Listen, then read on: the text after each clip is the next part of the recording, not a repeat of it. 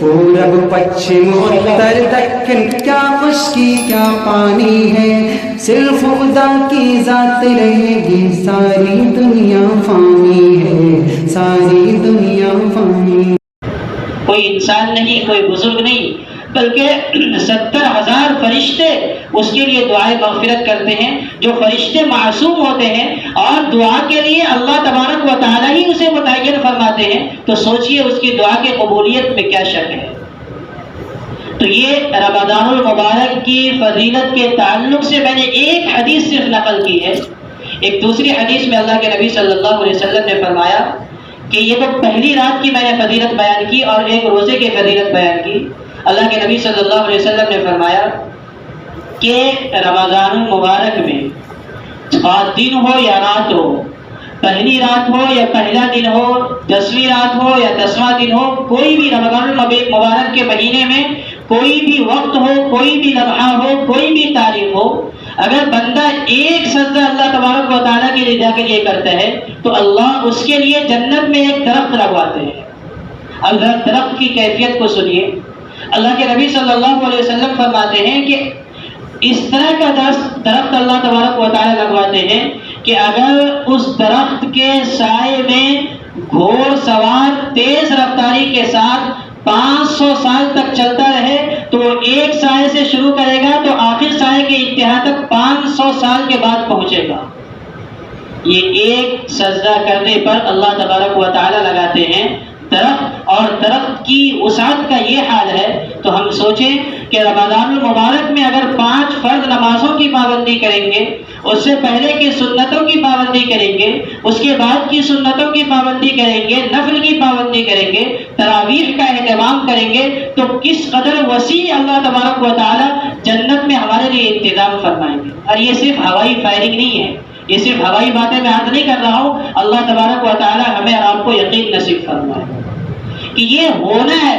میں بار بار عرض کرتا ہوں آپ حضرات کے سامنے تاکہ باتوں کو سمجھنا آسان ہو کہ ماں کے پیٹ میں اگر کوئی بچہ ہو، اس سے کوئی مشین ایسی نکل جائے کہ اس بچے سے کہہ دیا جائے کہ بچے تم ماں کے پیٹ میں مختصر سی جگہ میں ہو، جب تم اس ماں کے پیٹ سے باہر آؤ گے تو دنیا دیکھو گے جو 100 نہیں کروڑوں گنا بڑی دنیا ہوگی، تو اس بچے کو یقین نہیں آئے گا کہ ماں کے پیٹ سے بڑھ کر کے بھی کوئی جگہ ہو سکتی ہے۔ بالکل ویسے ہی ہم اس دنیا میں ہیں، ہمیں اس دنیا میں جب یہ باتیں بتلائی جاتی ہے کہ اللہ اتنا وسیع و عریض جنت ہمیں عنایت فرمائیں گے اور ایسے ایسے درخت اور ایسے ایسے محلات عنایت فرمائیں گے، تو ہمیں اس بات کا یقین نہیں ہوتا، لیکن ہونا ایسا ہی ہے۔ اس لیے میں کہہ رہا ہوں کہ اللہ تبارک و تعالیٰ مجھے بھی اور آپ کو بھی ان تمام باتوں پر یقین نصیب فرمائے۔ کسی بزرگ کی بات غلط ہو سکتی ہے، کسی بادشاہ کی بات غلط ہو سکتی ہے، کسی ولی کی بات غلط ہو سکتی ہے، اللہ کے نبی صلی اللہ علیہ وسلم کی باتوں میں غلطی کا گمان لانا بھی یہ ہمیں ایمان سے خارج کر سکتا ہے۔ یہ اس قدر عظیم الشان انعامات ہے رمضان المبارک کے تعلق سے۔ اللہ کے نبی صلی اللہ علیہ وسلم نے فرمایا، ابو مسعود غفاری رضی اللہ تعالیٰ عنہ کی روایت ہے کہ رمضان المبارک کے لیے شروع سال سے ہی اللہ تبارک و تعالیٰ جنت کو سنوارنا اور سجانا شروع کر دیتے ہیں۔ فرشتے جنت کو سنوارنے لگتے ہیں، سجانے لگتے ہیں۔ جس طرح دکاندار سیزن آنے سے پہلے ہی، جو سیزن آ رہا ہے تو سیزن کے آنے سے پہلے ہی دکان کو ذرا سنوارتا ہے اور چیزوں کو درست کرتا ہے، دکان کی پینٹنگ کرتا ہے، دکان میں ہر سامان کو درست طریقے پر رکھتا ہے، چیزوں کو صاف ستھری کر لیتا ہے تاکہ دکان میں جب کوئی آدمی چیز کو خریدنے آئے تو دکان کو دیکھ کر کے، دکان کی صفائی ستھرائی کو دیکھ کر کے، چیزوں کی صفائی ستھرائی کو دیکھ کر کے وہ چیز کو لے جائے اور میرا فائدہ ہو، اور وہ فائدہ ہونے کے بعد مجھے دکان کے کھولنے کا فائدہ حاصل ہوگا۔ اسی طرح اللہ تبارک و تعالیٰ پورے سال جنت کو فرشتوں کے ذریعے سے سنوارتے ہیں تاکہ رمضان میں بندہ عبادت کر کے اس سنوارے اور سجائے ہوئے جنت کو عبادت کے ذریعے سے حاصل کر لے۔ اسی لیے اللہ کے نبی صلی اللہ علیہ وسلم نے فرمایا کہ فرشتے آواز لگاتے ہیں رمضان المبارک کے مہینے میں، یا طالب الخیر اقبل ویا صاحب الشر ادبر، اے خیر کا طلبگار، اے خیر کا طلب کرنے والا آگے بڑھ، نماز بھی پڑھ، روزہ بھی رکھ، زکوٰۃ بھی دے، حج بھی کر اور تمام نیکیوں میں بڑھ چڑھ کے حصہ لے، ابھی سستی مت کر، ابھی کاہلی مت کر۔ جس طرح سیزن میں دکاندار ذرا بھی سستی نہیں کرتا، گھر کھانا کھانے کے لیے نہیں جاتا بلکہ ڈبہ منگا لیتا ہے اور ذرا سے اگر آیت کو دیکھتا ہے کہ ادھر ادھر ہوا تو فوراً اپنا کھانا کو کھا کر کے جلدی سے کھانے سے فارغ ہو جاتا ہے تاکہ زیادہ سے زیادہ کما سکوں. اسی طرح رمضان المبارک کے مہینے میں اپنے تمام کاموں کو آگے پیچھے کر لے تاکہ نیکیوں کے کرنے میں کوئی دشواری اور کوئی پریشانی نہ ہو. مزید بشارتیں اور بے انتہا بشارتیں اللہ کے نبی صلی اللہ علیہ وسلم نے رمضان المبارک کی قدر کو سمجھ کر کے اللہ کی رضا اور خوشنودی کے لیے عبادتوں کے اہتمام کرنے پر سنائی ہے اور بتلائی ہے. ہمیں ان بشارتوں کو سننا چاہیے, پڑھنا چاہیے اور ان بشارتوں کے حصول کے یقین کے ساتھ اللہ تبارک و تعالیٰ کی عبادت کرنے کی کوشش کرنی چاہیے. اللہ تبارک و تعالیٰ یہ رمضان المبارک کے آنے سے پہلے ہماری جتنی رمضانیں گزر چکی ہیں نہ جانے کیسی حالت میں گزری ہے, ہم نے کتنی سستیاں کی ہیں, کتنی کوتاہیاں کی ہیں. یہ رمضان جو آئے ہمیں اللہ تبارک و تعالیٰ صحیح طریقے پر عبادت کر کے ہمیں رمضان کی تمام برکتوں اور تمام رحمتوں سے محفوظ ہونے کی اور اس کے فائدے کو حاصل کرنے کی توفیق نصیب فرمائے. بارش ہوتی ہے تو آدمی بارش کے باہر جائے گا, گھر کے باہر نکلے گا, چھاؤں سے نکلے گا تو بارش کے قطرے اس کے بدن پر پڑیں گے.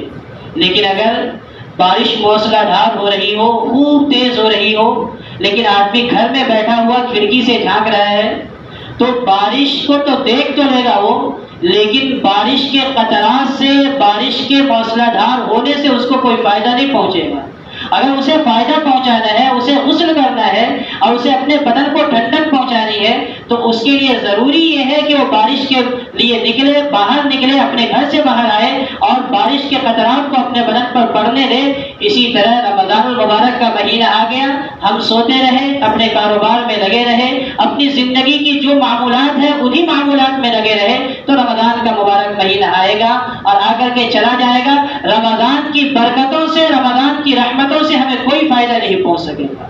اس لیے اللہ کے نبی صلی اللہ علیہ وسلم رمضان المبارک کے مہینے میں آپ کی کیفیت کو بیان کیا جاتا ہے کہ آپ صلی اللہ علیہ وسلم اپنے ایزار کو کس لیا کرتے تھے, یعنی رات کو بھی جاگا کرتے تھے, دن میں بھی عبادت کیا کرتے تھے. ہم اچھی طرح سے اب جو رمضان المبارک کا مہینہ آ رہا ہے اس میں روزہ رکھنے کی کوشش کریں. رمضان المبارک کا سب سے اہم عبادت جو ہے وہ روزہ ہے, رات میں تراویح ہے اور باقی جتنے عبادات ہم کر سکتے ہیں وہ تمام عبادات کو انجام دینا ہے. یہ رمضان المبارک کی عبادات ہیں.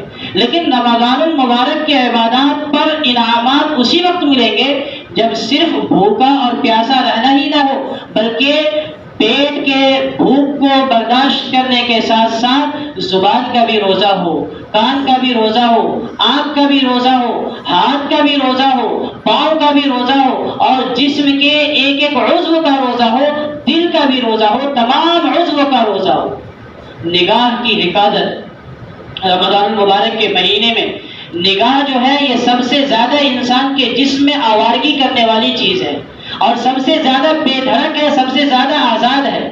اسی لیے اللہ کے نبی صلی اللہ علیہ وسلم نے فرمایا النظر سهم مسموم من سهم ابلیس من سهام ابلیس, کہ نظر ابلیس کے زہر آلود تیروں میں سے ایک خطرناک قسم کا تیر ہے. آدمی نظر کی حفاظت رمضان المبارک کے مہینے میں نہیں کرے گا, بد نظری کرے گا تو رمضان المبارک کی وہ کیفیت اور وہ انعامات حاصل نہیں کر پائے گا جس کا اللہ کے نبی صلی اللہ علیہ وسلم نے وعدہ فرمایا. اسی لیے ابھی 9-10 دن باقی ہے, آج سے ہی ہم اپنی نظروں کی حفاظت کرنے کی کوشش کریں. غلط جگہوں پر ہماری نظریں نہ بھٹکے, غلط چیزوں پر ہماری نظریں نہ بھٹکے. اسی کے ساتھ ساتھ زبان کی حفاظت. آنکھ کے بعد جو سب سے زیادہ انسان کے جسم میں غلطی جس سے ہوتی ہے وہ انسان کی زبان ہے. زبان سے انسان بہت ساری مصیبتوں کو مول لیتا ہے, بہت ساری آفتوں کو دعوت دیتا ہے اور زبان کی وجہ سے انسان بہت جگہ مار بھی کھاتا ہے. اس لیے زبان کی بھی حفاظت کی جائے. اللہ کے نبی صلی اللہ علیہ وسلم کے زمانے میں 2 عورتوں نے روزہ رکھا. روزہ رکھنے کے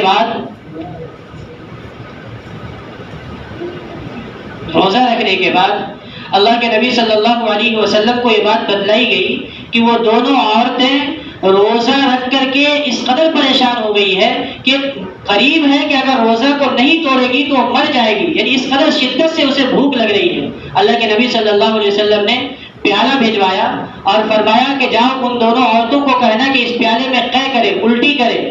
وہ عورتیں اس میں الٹی کی تو گوشت اور تازہ خون اس میں نکلا.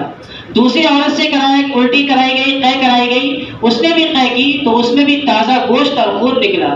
صحابہ کو تعجب ہوا. اللہ کے نبی صلی اللہ علیہ وسلم نے فرمایا کہ یہ دونوں عورتیں حلال رزق سے روزہ رکھی تھی لیکن اس کو باقی نہیں رکھ سکی اور حرام چیز کھانے لگی، یعنی اپنے سہیلیوں میں سے کسی کی غیبت کرنے لگی. غیبت کرنے کی وجہ سے ان کا روزہ باطل ہو گیا، خراب ہو گیا، اسے بھوک کی شدت محسوس ہونے لگی. تو روزہ تو نہیں ٹوٹتا لیکن روزہ میں غیبت کرنے سے، چغلخوری کرنے سے اور زبان کی حفاظت نہ کرنے کی وجہ سے روزے کی روح ختم ہو جاتی ہے. تو زبان کی حفاظت بھی، اسی طرح کان کی حفاظت اور جسم کے تمام اعضاء کی حفاظت کریں.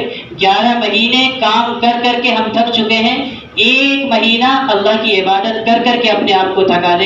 اللہ تبارک و تعالی رمضان المبارک کے آنے سے پہلے پہلے ہم سب کو مکمل طور پر رمضان کی عبادت کے لیے تیار ہو جانے کی توفیق نصیب فرمائے. آمین. وآخر دعوانا ان الحمد للہ رب العالمین.